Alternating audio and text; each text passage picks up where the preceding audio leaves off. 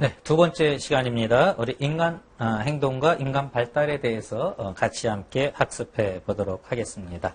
자, 먼저 인간 행동 이해에 대해서 우리가 이야기해 보도록 하죠. 인간 행동이라는 것은 단지 어릴 적 어떤 모습이 있었느냐라는 것만 이야기해 주는 게 아니라 그 안에는 지금 일어나는 부적응적인 모습들, 이러한 것까지도 다 들어있다라고 이렇게 이해할 수가 있겠습니다. 그래서 우리가 인간 행동에 대해서 살펴보게 된다라는 것을 먼저 말씀드리고요. 자, 인간을 이해할 때 제일 처음에 우리가 이제 기본적으로 이해할 게 인간 발달에 대해서 이해를 하실 필요가 있어요. 인간 발달에 대해서 이해하시는데 인간의 어떤 심리적, 신체적, 또 사회적 이러한 것에 따라서 인간이 어떻게 발달해 나가는가, 출생에서부터 성장해 나가고 노화해 나가는 이러한 어떤 발달에 대한 것들을 이해하는 것이다 라고 이렇게 우리가 이야기해 볼 수가 있겠습니다. 인간 행동 또 인간 발달을 이해할 때 전체적인 걸 이해하는 게 필요하겠죠. 그래서 유아기에서부터 청소년기 또 성인기, 노년기 이럴 그 특징마다 어떠한 특징들이 있는가, 유아기의 어떤 대상 영속성이라는 그러한 문제라고 할지, 또 아동기에는 유쾌한 정서를 갖는 이러한 모습이랄지, 그리고 청소년기를 뭐 흔히 질풍노동기, 뭐 이렇게 노도기 이렇게 이야기하는데 그러한 특성이라 그럴지, 또 성인기는 어떤 높은 생산성을 나타내는 시기, 또 노년기는 자기를 전체적으로 통합해야 하는 그러한 시기, 이러한 시기들이다라고 이렇게 우리가 이야기해 볼 수 있겠죠. 이러한 인간들을 이해하기 위해서 이제 인간의 성격을 보게 되는데요. 성격이라는 것은 인간이 어떠한 특질, 어떠한 모습을 나타내느냐라는 것들, 이러한 것들을 보여주고 있다라고 이렇게 이야기할 수가 있고요. 이제 성격 이론 하나하나 살펴보면서 것들을 보게 되겠습니다. 이제 중요한 것은 이상행동을 이제 주로 보게 되어져. 인간을 볼 때 이상행동. 사회복지라는 것이 결국은 물론 사회복지를 거시적으로 크게 봤을 때에는 모든 사회 구성원에 대한 것을 다루기 때문에 거시적으로 볼 필요가 있습니다. 그런 관점을 가져야 돼요. 그럼에도 불구하고 일단은 문제가 있는 사람들에게 먼저 그들의 문제를 해결하거나 그들의 욕구를 해결해주는, 충족해주는 이러한 것이 사회복지의 주요 과업이 된다라고 이렇게 이야기할 수 있지요. 그래서 결국은 사회복지에서 우리가 인간행동을 볼 때 결국은 뭘 보게 되는가 하면은 그 사람의 행동이 이상하냐 아니냐라는 이상행동을 중심으로 해서 보게 되어진다라고 이렇게 이야기해 볼 수가 있어요. 자, 그런데 이 어떤 그 사실은 정상적이냐 이상적이냐라고 보는 것, 그렇게 이 추천할 만한 그런 방법은 아니에요. 그럼에도 불구하고 어떤 기준에 의해서 구별을 해낼 필요가 있기 때문에 여러 가지 이제 이상 행동을 어떻게 보느냐라는 이러한 관점들을 우리가 보게 되어지는데요. 거기에서 여러 가지 그 관점들이 있습니다. 먼저 normality as health라는 그러한 부분이 있어요. 그러니까 건강을 기준으로 해서 정상적이냐라는 걸 본다라는 거예요. 건강을 기준으로 정상적이냐, 그러니까 건강하면 정상적이다, 건강하지 않으면 어떻다고 보는 거예요. 이상하다라고 이렇게 보는 게 이 건강을 중심으로 보는 정상성, 이렇게 이야기해 볼 수가 있고요. 그 다음에 노멀리티 에스 유토피아라는 것. 유토피아라는 건 뭘 이야기해요? 이상사회를 유토피아라고 이렇게 이야기하죠. 그래서 이상적인 게 정상적이고 이상적이지 않으면 비정상이다라고 이렇게 구분하는 것이 이 유토피아 관점에서 정상이냐 이상이냐라는 것을 구분하는 그러한 모습이 되어진다라고 이렇게 우리가 이야기해 볼 수가 있습니다. 그런데 여러분, 현실적으로 완벽한 존재라는 게 가능한가요? 완벽한 존재라는 건 사실 가능하지가 않죠. 따라서 이게 현실에서 과연 이 유토피아를 가지고 정상이냐 비정상이냐라는 것을 구분할 수 있느냐라는 그런 문제 제기도 많이 되고 있다라는 것 여러분 한번 생각해 보실 필요가 있고요. 그 다음에 평균적인 면에서 이상과 정상을 보는 것, 이런 것이 이제 과학적인 일반화에서는 결국은 이상행동을 볼 때 주로 뭘 보는가 하면은 에버리지를 가지고 본다는 거죠. 평균적이냐, 평균적이지 않냐라는 것, 이러한 걸 기준으로 해서 이상이냐, 아니면 정상이냐라고 이렇게 보기 쉽다라는 것이죠. 그러니까 평균적인 게 정상적이다라고 이렇게 보는 거예요. 어떤 행동에 대해서 양극단으로 치우치면 그건 비정상이에요. 그런데 가운데 나타나면 그게 정상적이다라는 것이죠. 조사론 공부할 때 이제 우리가 이제 정규분포 곡선이라는 걸 공부하게 되어져요. 그러면 여기쯤에 있는 요쯤에 나타나는 사람들은 정상적인 것이지만 이 끝쪽으로 가는 사람들은 다르다라는 것이죠. 이렇게 보는 것이 이 평균적인 관점에서 이상적이냐라는 것을 구분해 보는 것이다 라고 이렇게 이야기해 볼 수가 있겠습니다. 그 다음에 이제 프로세스 면에서 노멀리티를 보는 정상을 뭘로 보는 거예요? 과정으로 본다라는 거예요. 변화의 과정이 정상적이다라고 이렇게 이야기하는 것이 있죠. 그래서 어떤 그 체계 이론에 따르면 어떤 발달 단계에서 이뤄야 할 발달 과업을 이루면 어떻게 되어진다고 봐요? 그 다음 단계로 또 정상적으로 나아간다라고 이렇게 이야기해요. 반면에 어떤 발달 단계에서 어떤 이뤄야 할 것들, 그러니까 발달 과업을 이루지 못하면 그 다음에 정상적인 모습이 아니라 이제 이상적인 모습으로 나갈 수밖에 없다라고 이렇게 이야기하는 거죠. 그래서 그 과정 자체가 프로세스 자체가 이제 이 정상과 그 다음에 이상을 구분하는 그러한 기준이 된다라고 이야기하는 것이 바로 이 변화의 과정에 따른 정상성이라고 이렇게 이야기해 볼 수가 있고요. 대부분 또 우리 사회복지 쪽에서는 또 어느 걸 가지고 구분하기 쉬운가 하면 기능적인 면에서 구분하는 경우도 많아요. 그럼 normality as function 이렇게 이야기하죠. 기능 수행이 정상적이냐라는 거예요. 어떤 사람이 약간의 신체적 고통이 있더라도 생산 활동에 어떤 참여하는 데 있어서 커다란 장애가 없고 일상생활에 지장이 없으면 그런 약간의 어떤 고통이 있다 하더라도 그걸 비정상이라고 볼 필요가 없다라는 것이죠. 기능을 제대로 하느냐 아니면 기능을 제대로 하지 못하느냐 이걸 가지고 구분을 한다라고 이렇게 이야기해 볼 수가 있겠습니다. 그래서 인간의 성격을 볼 때 어떤 기준으로 정상과 그다음에 이상을 정상적이지 못하냐라는 걸 구분하는지 다시 한번 말씀드리지만 좋은 구분 아니에요. 아무리 사람이 어떤 기능을 제대로 발휘하지 못한다 하더라도 인간이지 그 사람을 비정상이다라고 이야기하는 건 사실 좋은 건 아니에요. 그럼에도 불구하고 이렇게 볼 수밖에 없는 이유는 무언가 개입을 통해서 더 발전시키는 이러한 모습을 가지려고 하다 보니까 이 정상과 이상을 이렇게 구분해보는 여러 가지 관점들이 있다라는 것 우리가 같이 한번 살펴보게 됩니다. 자, 그 다음에 여러분 인간 발달에서 중요한 것은 인간을 이야기할 때 개념을 여러분 정확하게 가지실 필요가 있어요. 어떤 개념을 가지실 필요가 있는가 하면 인간은 환경 속의 인간이다. 이건 아주 그냥 인간 행동과 사회 환경을 보는 이유가 뭐예요? 환경을 통해서 인간을 봐야지 인간 그 자체만 가지고 보는 게 아니라 인간은 환경 속의 인간이다. 그래서 person in environment에서 환경 속의 인간이라고 이렇게 이야기하죠.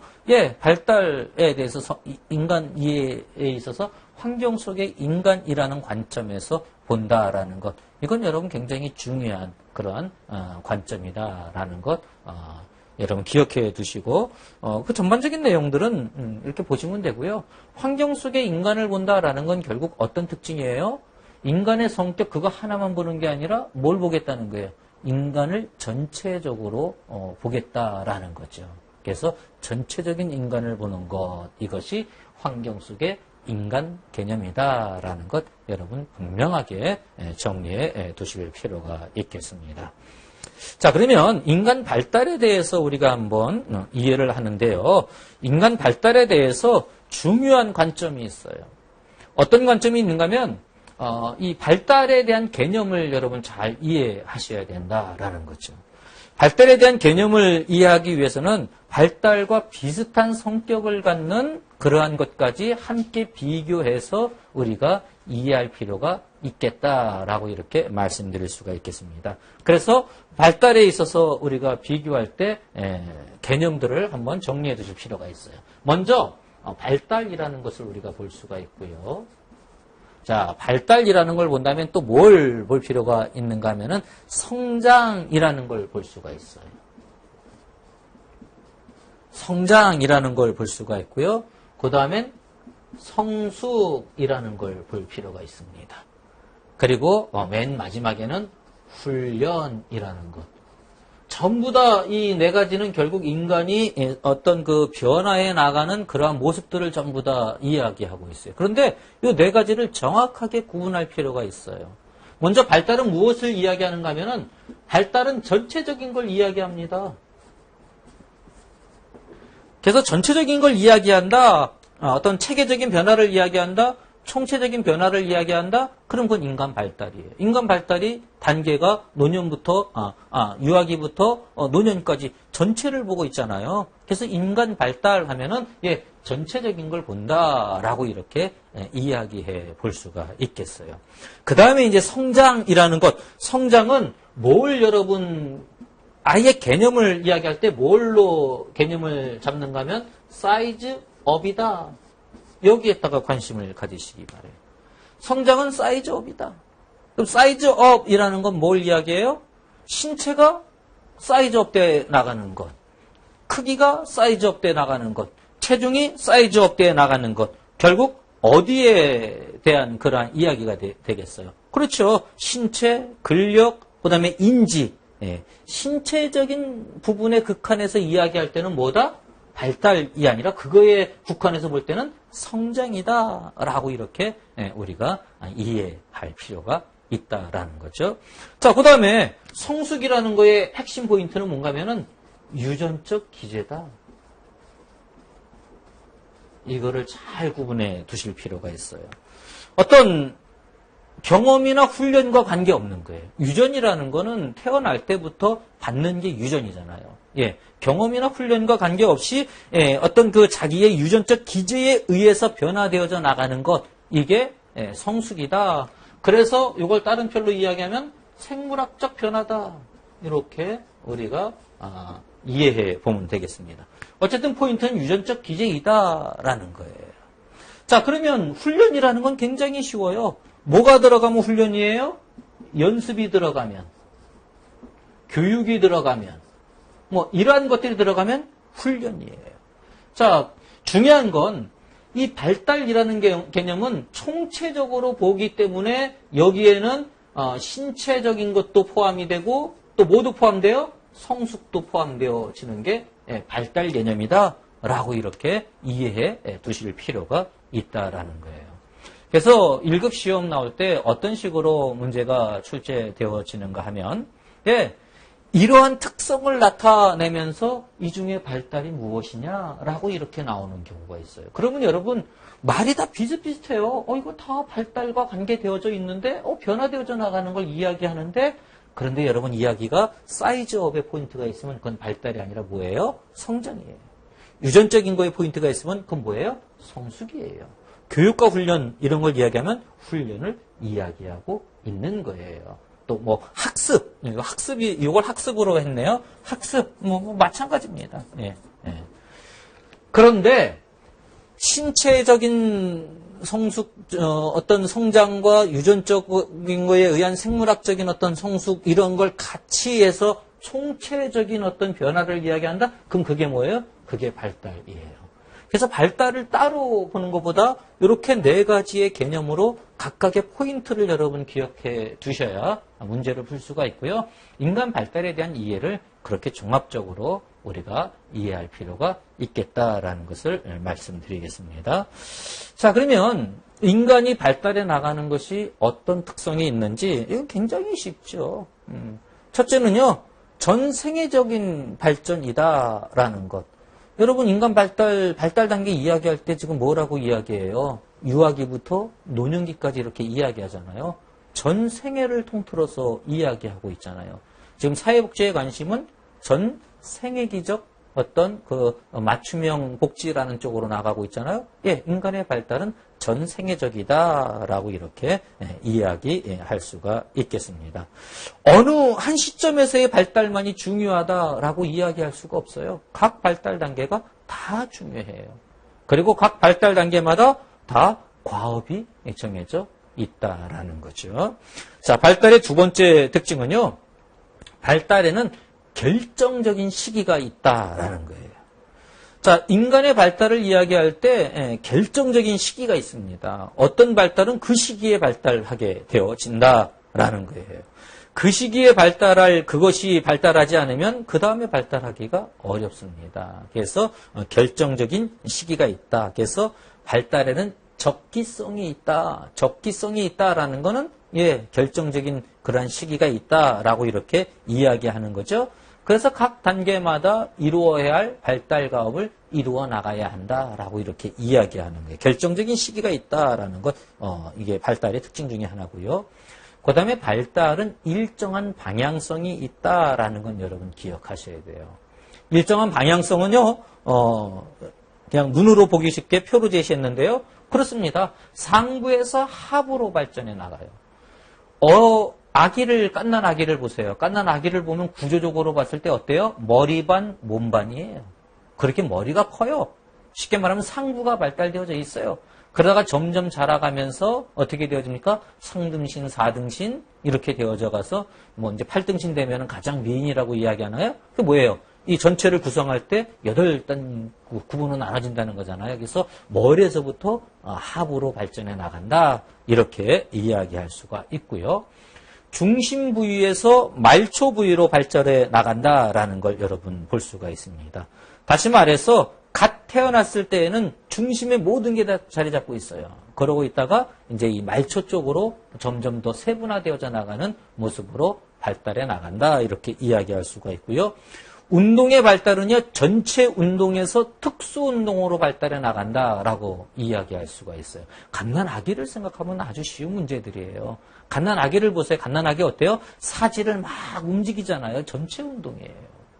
갓난 아기들은 뭐 하나에 집중한 걸 할 수 있나요? 집중한 걸 하지 못해요. 전체적으로 해요. 이게 전체 운동이에요. 그러다가 점점 특수한 운동 하나로 이제 하나에 집중할 수 있는 그런 모습으로 나간다라는 거죠. 그래서 전체 운동에서 특수 운동으로 발달해 나간다. 또 발달의 방향성, 덜 분화된 상태에서 더 분화된 상태로 나간다. 그건 발달이 당연한 모습이겠죠? 그건 개념 문제예요. 그 다음에 덜 복잡한 유기체에서 더 복잡한 유기체로 발달해 나간다. 낮은 단계의 능력이나 기술에서 높은 단계의 능력이나 기술로 발달해 나간다. 그건 이제 당연한 게 되니까 여러분 상부에서 하부로 간다. 중심에서 말초로 간다. 전체에서 특수로 간다라는 요 발달의 방향성. 발달은 방향성이 있다라는 것뿐만 아니라 어떠한 방향성을 갖느냐라는 것, 요거를 정확하게 구분해 두실 필요가 있겠습니다. 자, 그다음에 발달의 네 번째 특징은 연속적 과정이다라는 거예요. 전생애를 거쳐서 연속적으로 발달해 나간다라고 이렇게 이야기했잖아요. 그러니까 연속적 과정이다라는 것. 그런데 다섯 번째 이 발달의 과정은 연속적인 과정인데 각 과정이 똑같이 나가냐라는 거예요. 그렇지 않다는 거예요. 발달에는 그 속도가 일정하지 않다라는 것. 이것이 또 중요한 특성이다라고 이렇게 이야기할 수가 있어요. 똑같다라고 한다면 유년기 똑같고 그다음에 아동기 똑같고 학령기 똑같고 그다음에 청소년기 똑같고 이렇게 발달해 나가진 않잖아요. 발달의 이 속도는 다를 수 있다라는 것. 그다음에 아주 중요한 게 발달은 점성의 원리를 따른다. 자, 점성의 원리를 따른다라는 말은 점성적이다 라는 말이 나오면은 누구를 연결해야 되는가 하면 점성적이다라고 연결하면 이제 우리 차츰 공부할 거예요. 에릭슨이라는 사람을 여러분 연결해 두실 필요가 있어요. 에릭슨이 바로 점성적인 발달에 대해서 이야기했다라는 것이죠. 그럼 점성적 발달이란 건 뭔가 하면은 이전 발달한 그 발달을 토대로 해서 다음 발달이 이루어진다라는 게 점성적 발달이에요. 그러니까 앞 단계에서 잘 발달되어져야 그 다음 단계 발달이 어떻게 되어진다는 거예요. 이어져서 나간다라는 것. 이게 점성적 발달이에요. 그런데 전생의 발달을 이야기한 에릭슨의 심리사회 적응 이론에서 이야기를 처음 시작한 것이다라는 것 여러분 그걸 기억해 두실 필요가 있습니다. 7번째 발달은 개인차가 있다. 당연히 개인마다 차이가 있겠죠. 그래서 이제 발달 단계 이야기할 때 뭐 유아기부터 노년기까지 이야기하지만 그 나이 시기를 구분하긴 해요. 그런데 그 나이 시기 구분하는 게 절대적일까요? 아니에요. 사람마다 조금씩 편차가 있을 수 있잖아요. 따라서 발달에는 개인차가 존재한다라는 것. 그리고 개인마다 발달의 속도는 다 달라요. 예, 이러한 특성을 우리가 이해해 보고요. 그런데 또 중요한 것 중에 하나가 발달하면 우리는 이렇게 분화되어져 나가는 것만 발달이라고 이렇게 이해하는 경우가 있어요. 근데 분화도 발달이지만 통합도 발달이다라는 것. 처음에는 분화되어져 나가겠지만 나중엔 그런 것들을 통합해서 또 보게 되기도 하겠죠. 그래서 발달은 분화와 통합의 과정이다라는 것을 여러분 기억해 두시고요. 그 다음에 발달은 기초성을 갖는다라는 것 중요합니다. 그러니까 지금 발달한 것이 기초가 되어서 다음에 발달이 이루어진다라는 거예요. 점성의 원리하고 개념이 사실 다른 건 아니에요. 근데 개념을 정확하게 구분해야 돼요. 점성의 원리는 이전 발달을 기반으로 해서 다음 발달이 이렇게 차례차례 이어져 나간다라고 이야기하면 점성의 원리죠. 그런데 기초성이라는 건 뭐예요? 지금 발달한 것을 기초로 해서 그 이후에 발달이 이루어진다라고 이렇게 이야기해 볼 수 있다라는 것이죠. 그래서 발달의 어떤 그 기초성을 갖는다라는 이 이야기 때문에 어린 시절의 발달을 중요하게 보는 그러한 이유가 이 기초성을 두고 있다라고 이렇게 이야기할 수 있는 거예요. 자, 또 하나의 특징, 이제 중요한 특징 중에 하나는 발달은 불가역적이다. 말뜻을 이해하면 이거는 외울 필요가 없는 거죠. 불가역적이다라는 게 뭐예요? 가역은 바꾸는 것이 가능하다라는 거다. 역으로 가능하다라는 거죠. 근데 불가역이니까 뭐예요? 역으로 가능하지가 않다라는 거죠. 당연한 것 아니겠어요? 발달은 일정한 순서로 나간단 말이죠. 이 순서가 바뀌지 않는다라는 거예요. 다시 말해서 아동기에 발달할 걸 발달이 못했어요. 그러면 청소년기에 발달한 다음에 그 다음에 또 아동기 거 발달을 또 발달시키면 되지 않을까? 그게 되지 않는다는 거예요. 반대로 되지 않는다는 거예요. 이거는 한 방향 속으로 나간다라는 것, 불가역적이다라는 것 중요합니다. 자, 이 발달에서 여러분 분명하게 정리하실 건 뭔가 하면은 발달의 이 특성, 지금 10가지 정도를 여러분에게 말씀드렸는데 대부분 다 그냥 암기할 것들이 아니라 이해할 것들이에요. 다만 그 중에서 몇 가지들 점성적이다, 또 불가역적이다, 분화와 통합이 있다, 이런 몇 가지 개념들을 여러분 정확하게 이해하는 게 필요하지 이걸 암기할 사항은 아니죠. 그래서 공부할 때 가장 어리석은 공부가 자꾸 암기해 나가는 거예요. 깜지 써나가면서. 그렇게 공부하지 마시고요. 내용을 이해하시면 암기는 저절로 되어지고요. 한두 번 공부하다 보면 내용 이해가 되어지면 문제를 풀 때 문제가 훨씬 눈에 잘 들어온다라는 것 여러분 기억해 두시기 바랍니다. 그래서 몇 가지 것들 주의하시고요. 특히 그 발달의 순서에서는 어디에서 어디로 가느냐라는 것 여러분 이런 거 자주 출제되는 부분입니다. 그래서 정확하게 구분해 두시기를 바랍니다. 자, 그러면 인간 발달 단계와 발달 가업이라는 거를 우리가 한번 생각해 볼 필요가 있겠습니다. 발달 단계라는 거는 말 그대로 무엇을 이야기하는가 하면은 발달해 나가는 데는 각각 특정한 그 시기들이 있다라는 것이죠. 그래서 학자들마다 이 구분하는 그 구분 방법들이 다 달라요. 그러니까 여러분 인간 행동과 사회 환경 책을 보면 누구는 이렇게 구분했고 누구는 이렇게 구분했는데 거기에 나오는 용어들을 보면 통일이 되지가 않아요. 왜냐하면 학자들이 각자 자기 관점에 따라서 그렇게 이야기하기 때문에 그렇습니다. 2015년도에서 2016년도 사회복지 교과목 지침에 따르면 인간 발달 단계를 어떻게 제시하고 있는가 하면 태아기, 영유아기, 학령 전기, 아동기, 청소년기, 청년기, 장년기, 노년기 이렇게 구분하고 있어요. 근데 이 구분하고 에릭슨이 구분한 그 낱말하고 막 서로 똑같은 건 아니에요. 따라서 이해를 하실 때에 자꾸 이 무슨 기에 고착이 되지 마세요. 그러한 순서로 나간다라는 정도만 아시면 되고요. 그거보다 더 중요한 거는 요 연령대쯤 이런 식으로 이해해 나가는 게 더 중요하다라는 것이죠.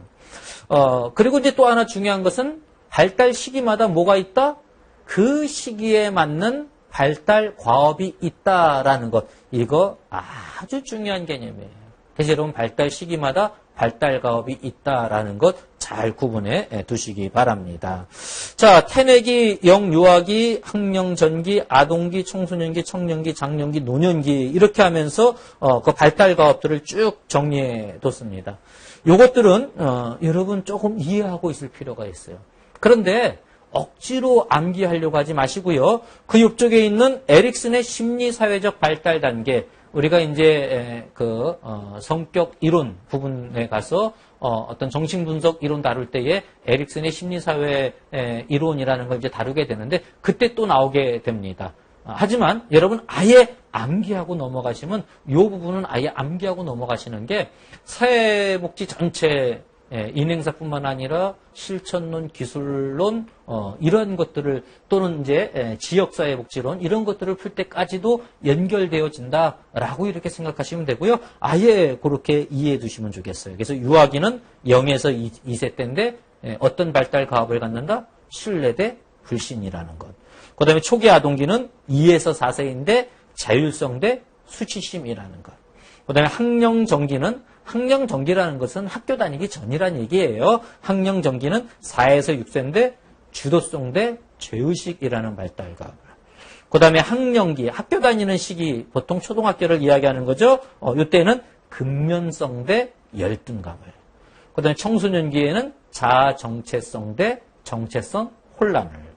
그 다음에 이제 성인 초기, 보통 청년기 이렇게 이야기하는 부분이죠. 이때는 뭐 한 20에서 24살 정도인데 친밀감 대 고립감을. 그리고 이제 성인기는 보통 장년기, 뭐 중년기 이렇게 이야기하는데 뭐 65세 이전까지를 전부 다 이야기합니다. 생산성 대 침체기를 이렇게 이야기한다라고 볼 수가 있고요. 마지막 노년기는 65세 이후를 노년기로 보죠. 노년기에는 자아 통합 대 절망이라는 것, 이러한 관점에서 이 인간 발달 단계를 이야기하고 있다.